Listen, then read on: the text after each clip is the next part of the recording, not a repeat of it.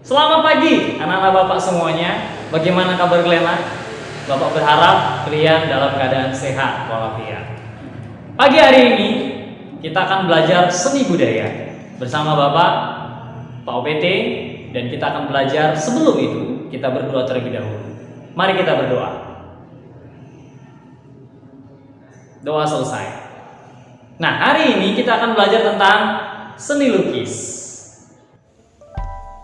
Ya, kita masuk dalam pembelajaran seni lukis.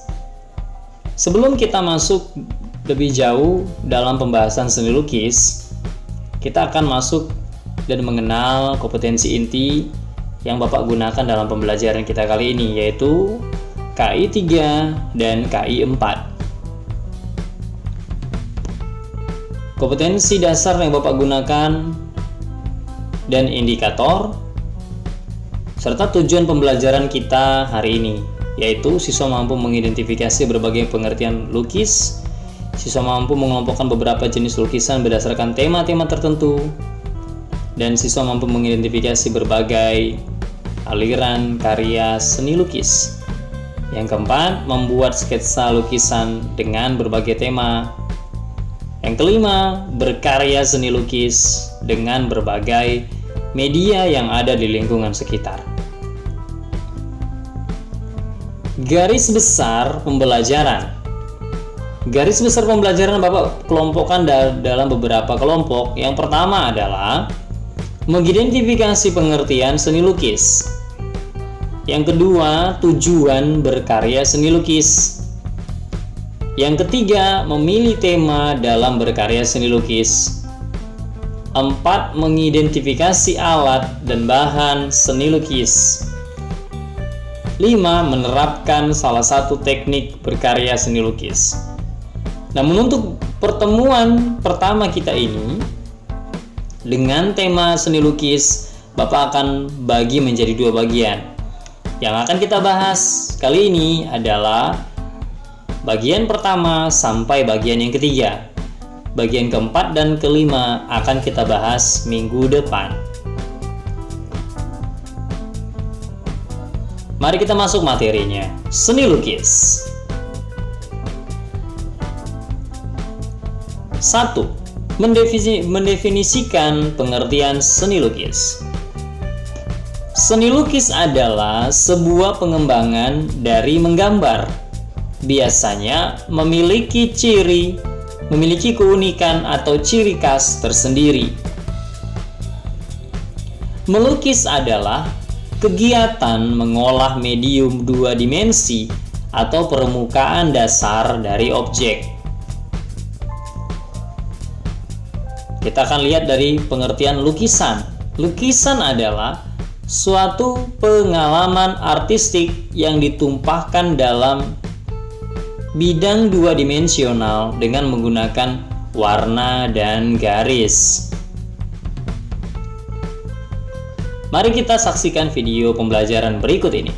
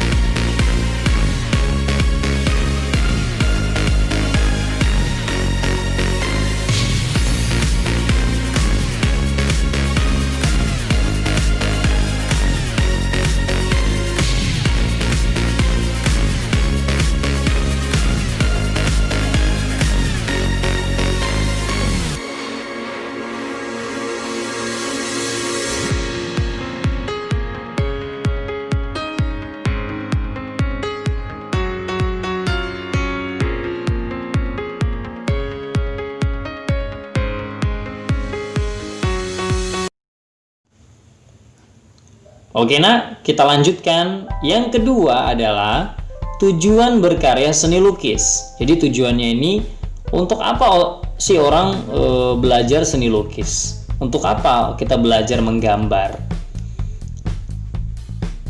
Seiring dengan berkembangnya zaman serta kemajuan teknologi, seniman semakin bebas dalam mengungkapkan ekspresinya. Dalam kegiatan ini melibatkan ekspresi, emosi, serta konsep dapat dikelompokkan dalam 4 tujuan berkarya seni, antara lain. Jadi tujuan berkarya seni lukis itu ada 4 tujuannya. Yang pertama adalah tujuan religius. Hasil karya seni lukis bisa mendekatkan diri dengan Sang Pencipta sebagai pelindung dan penjaga pengampun dosa. Nomor 1 itu dalam agama Islam berupa ayat-ayat suci Al-Quran. Dan yang kedua, gambar religi bagi umat Kristen. Dan yang ketiga adalah gambar religi untuk umat Hindu. Jadi setiap agama punya yang namanya sebuah lukisan yang mengandung nilai-nilai religius dan kadang dianggap sakral ya. Itu sebabnya tadi nomor 1 ini tujuannya religius, yaitu untuk lukisan ini dianggap bisa mendekatkan diri kita kepada Sang Pencipta. Oke, ini yang pertama tujuan seni lukis. Yang kedua tujuan seni lukis adalah tujuan kritik sosial.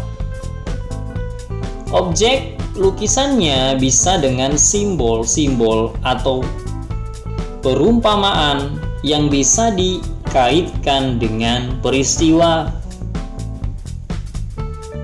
Nah, dari gambar ini bisa kita lihat seperti ada sindiran-sindiran kritik terhadap pemerintah.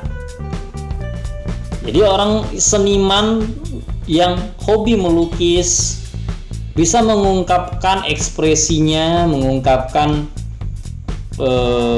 simpatiknya kepada bangsa, keadaan lingkungan, kepada peristiwa-peristiwa, tidak harus dengan kekerasan, tidak harus dengan tindakan-tindakan anarki atau harus berpidato, tetapi kita juga bisa menyampaikan kritik kita lewat lukisan.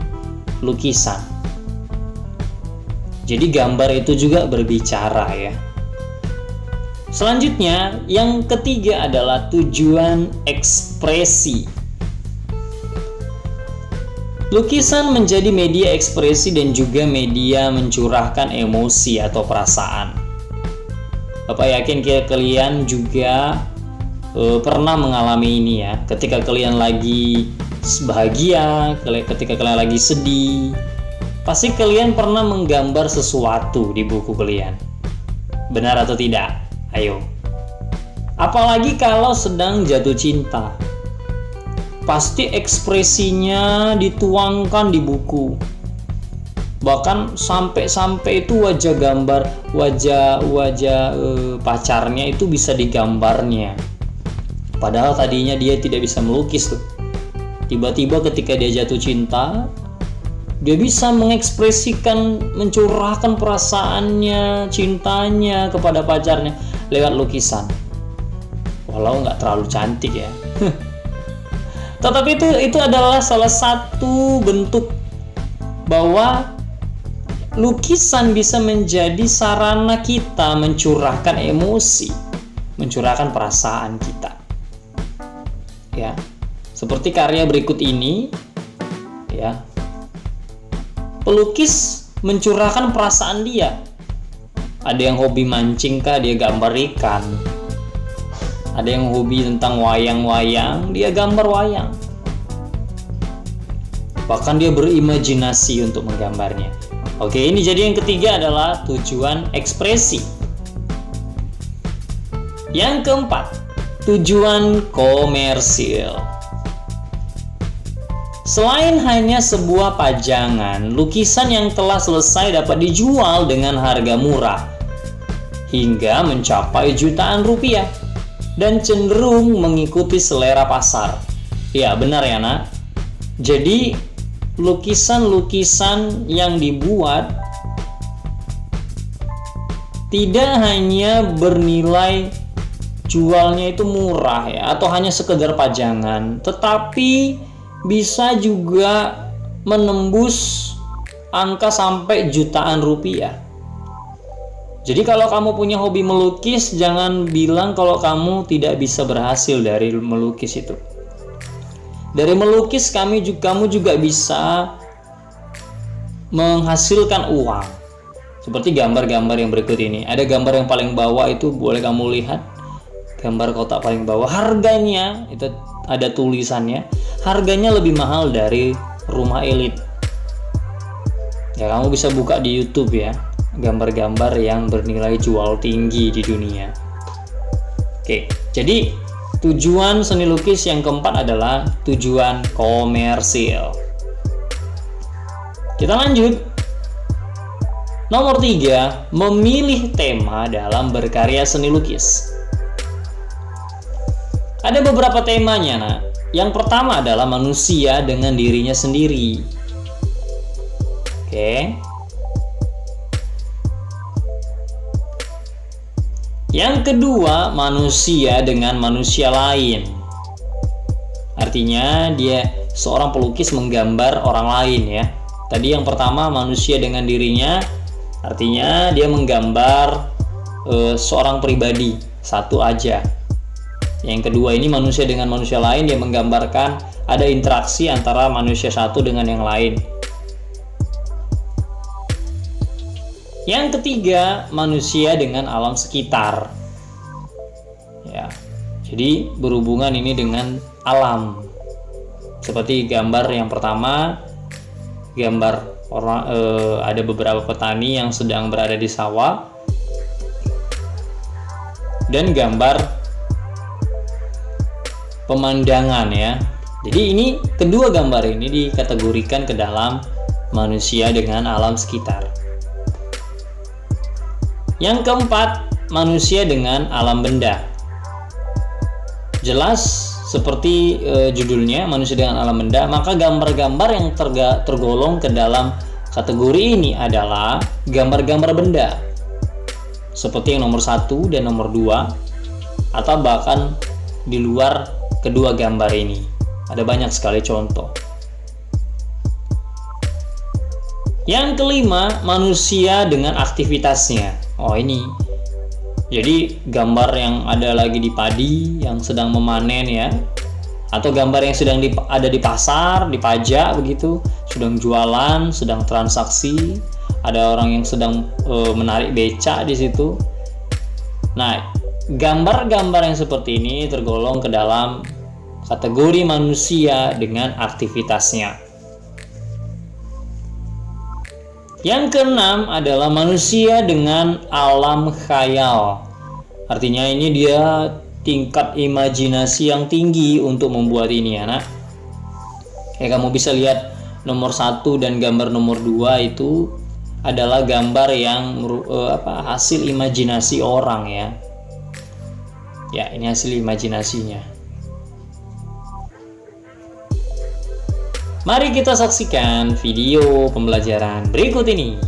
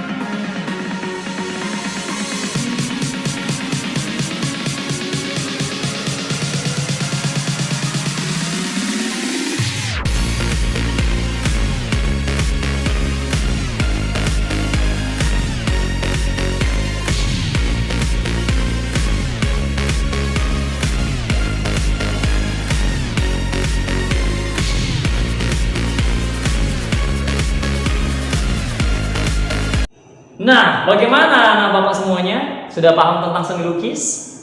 Nah, untuk tugas selanjutnya Bapak sudah taruh di akhir video ini. Bapak berharap kalian mengerjakan semua dengan baik, kerjakan dengan sungguh-sungguh, dan Bapak berharap kalian mengerjakannya dengan pekerjaan tangan sendiri. Jangan nyontek, jangan suruh orang tua yang mengerjakannya. Itu saja yang bisa Bapak sampaikan pagi hari ini. Sebelum kita akhiri, mari kita berdoa. Berdoa dimulai. Doa selesai. Selamat pagi buat kita semuanya.